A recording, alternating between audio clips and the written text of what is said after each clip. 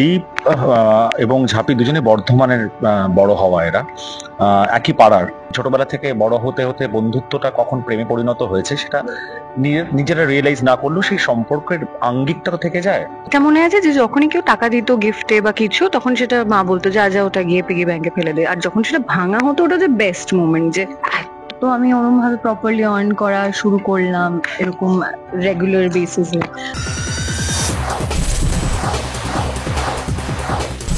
আজকের আমরা রয়েছি লক্ষ্মী ঝাঁপির সেটে এবং আপনাদের একটি জনপ্রিয় জুটি যারা হতে চলেছে তাদের পাশে আমি বসে রয়েছি। তোমরাই বলো তোমাদের সম্পর্কে কিছু। আমরা এটাই বলবো যে লক্ষ্মী ঝাঁপি দেখুন, আমরা অনেক মানে এক্সাইটেড এটা নিয়ে এবং অনেক খাটনিও করছি প্রতিদিন। প্রচুর এক্সপেকটেশন নিয়ে কাজে আসছি যে আপনাদের সকলের পছন্দ হবে। আমাদের নিজেদের সিন করেও খুবই ভালো লাগছে। তো আপনারা দেখুন এবং আমাদেরকে জানান আপনাদের কেমন লাগছে। 30শে জুলাই থেকে লক্ষ্মী ঝাঁপি 6:30টার সময় স্টার জলসায় দেখুন। দীপ দাস সম্পর্কে কিছু জানতে চাই।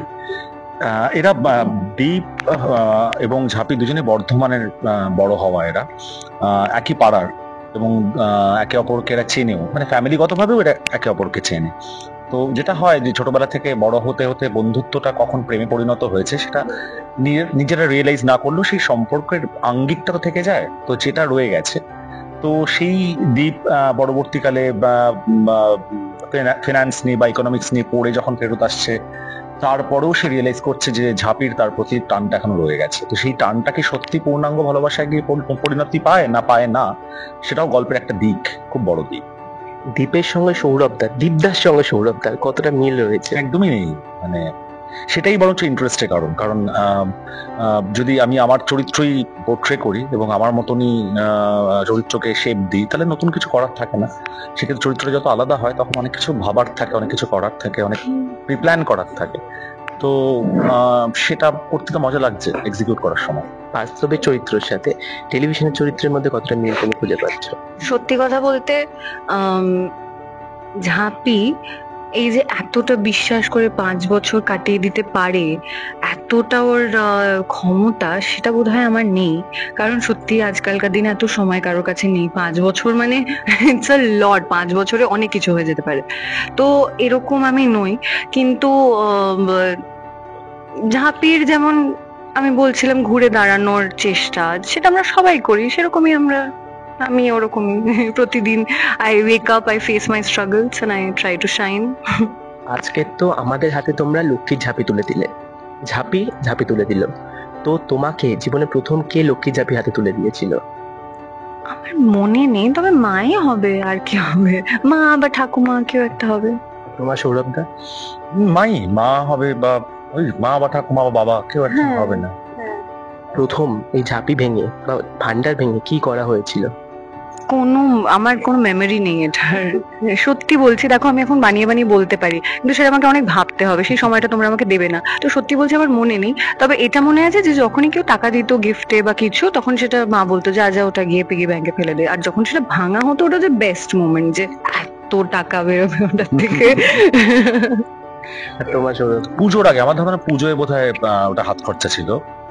কোনো একটা পুজোর আগে ওটাকে ভাঙা হয়েছিল এবং পুজোর আগে, আর আমার জন্মদিন আর পুজো মানে ঘটনাচক্রের কাছাকাছি পড়ে, অক্টোবরে। তো ওই আর কি, ওটাই অকেশন। তুমি কি সঞ্চয় করো নিজের আসল লাইফে? সঞ্চয় তো ডেফিনেটলি করি, কিন্তু হ্যাঁ মানে মায়ের থেকে এখনো শুনি যে আমি আরো সঞ্চয়ী হওয়া প্রয়োজন। সেটা আমি নিজেও ফিল করি, কিন্তু কিছু একটা আছে এখানে হয়ে উঠছে না। আর তুমি কি হাত খোলা নাকি সঞ্চয়ী? সঞ্চয় হওয়ার চেষ্টা করছি। মানে হয় না, আমার প্রথম কাজ, তো আমি ওরম ভাবে প্রপারলি আর্ন করা শুরু করলাম এরকম রেগুলার বেসিসে। তো শুরুতে একটা এক্সট্রাভ্যাগেন্স তো হবেই, এটা you are not use to this money, তো শুরুতে একটা হবে না ওটা। তো এখন গ্র্যাজুয়ালি আমি নিজেকে বোঝানোর চেষ্টা করছি, না এটা বেশি দিন টানা যাবে না, এবার একটু একটু নিজেকে কন্ট্রোল করতে হবে। তো সেই চেষ্টায়। ঐশানী থেকে বেরিয়ে আসতে কত সময় লাগলো তোমার? আমি তো জানি না আমি বেরিয়ে আসতে পেরেছি কিনা, সেটাই হলো ব্যাপার। তবে চেষ্টা করছি যেন আমি ঐশানীতে যেমন যেমন করার চেষ্টা করেছিলাম সেগুলো যেন রিপিটেটিভ না লাগে, সেগুলো যেন লোকে দেখে না বলে এই বাবা এত ঐশানীর মতোই, সেটার চেষ্টা করতে হবে। That's very difficult honestly. আমি এত ভালো অভিনেত্রী হয়ে উঠতে পারিনি এখনো যে আমি হ্যাঁ বেরিয়ে গেছি, এটা সম্ভব নয়। আমি চেষ্টা করছি। সৌরভ দা তো ঘরের ছেলে, তুমি এখন ঘরের মেয়ে হয়ে গেলে, পরপর দুটো সিরিয়াল। তো লাস্ট যখন তুমি সিরিয়াল করেছিলে এখানে মধুমিতাদির সাথে, না, তারপরেও করেছি। হ্যাঁ, তো সেই দিনগুলো মনে পড়ে, সেই আগের? তার থেকে অনেক কিছু চেঞ্জ হয়েছে। তখন 14 ঘন্টার বিষয় ছিল না, প্রচুর দিন রাত শুটিং করতে হতো। আমি লাস্ট করেছি 9.5 বছর আগে মেম্বু। হ্যাঁ। তো বা তারপরে তো একটা টেনশন তো ছিল ডেফিনেটলি, যে কি হবে, আমি আদৌ পারবো কিনা বা টেম্পারমেন্ট ধরে রাখতে পারবো কিনা। কিন্তু এখানকার এনভায়রনমেন্ট, এখানকার মানুষজন, শুভস্মিতা বা আরো যারা রয়েছেন পরিবারের প্রত্যেকে, সিনিয়র এবং আমার সমবয়সী বা জুনিয়র্সরা, তো সবাই মিলে আমরা ফ্যামিলি অ্যাকচুয়ালি। মানে এখানে কোনো রকম ফিল হয় না যে আমি একটা অন্য জায়গায় এসেছি বা এরকম কৌণিক কোন ইকুয়েশনস রয়েছে প্রত্যেকের সঙ্গে, প্রত্যেকে তা নয়। আমরা মজা ঠাট্টা হাসি এর মধ্যেই দিন কাটে এবং প্রচুর পরিশ্রম মনে হয়। এই কয়েকদিনের শুটিং এ দুজনকে একটু হলেও কি চেনা হলো, যে কেমন বা কিছু? হ্যাঁ, মানে একটা বেসিক তো দেখে তো যতটুকু বোঝা যায়, চেনা যায়, ততটুকু চেনা হয়েছে। এবার এটা 100 এপিসোডে সেলিব্রেশনটা যখন আসলে হবে, তখন তুমি এসো, এটা- তখন আমি ভালো করে গুছিয়ে বলবো তোমাকে কতটা চিনতে পারলাম। ইটস টু সুন। আর তুমি বলো। একদমই, ও যেটা বলছে সেটাই আর কি, টু আর্লি টু বলা আর কি। কারণ সদ্য আমরা শুরু করেছি, সিনের চাপও প্রচন্ড, টেলিকাস্ট জানোই তার আগে যেটা হয়। তো হ্যাঁ, একটা কমফোর্ট জোন তো আছেই, যে কারণে হয়তো সিনগুলো আমরা মনের মতন করে করতে পারছি। তো একটা সেটা না থাকলে তো মানে মুশকিল হয়ে যায় লম্বা পথ চলা।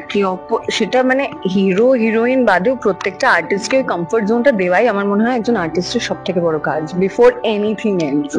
সো সেটাই যদি না থাকে তাহলে খুবই মুশকিল। তো সেটা দেওয়ার এবং পাওয়ার চেষ্টা সবারই থাকে। একদম। তো তোমাদের এই সিরিয়ালের যাত্রা শুভ হোক, টিআরপি এরকম করে উঠুক। থ্যাংক ইউ সো একদম। মাচ। কি বলবো তোমাকে, বৃহস্পতিবার করে বিরিয়ানি মুখে। বৃহস্পতিবার করে লক্ষ্মী আসুক ঘরে, এটাই একদম, বলবো। তো একদম। দর্শককে কি বলবে বলো লক্ষ্মী ঝাঁপি নিয়ে? দেখুন লক্ষ্মী ঝাঁপি প্রতিদিন 6:30টার সময় 30শে জুলাই থেকে। একদম মিস করবেন না, প্রত্যেক দিন। আর প্রচুর ভালোবাসা দিন, জানান কেমন লাগছে।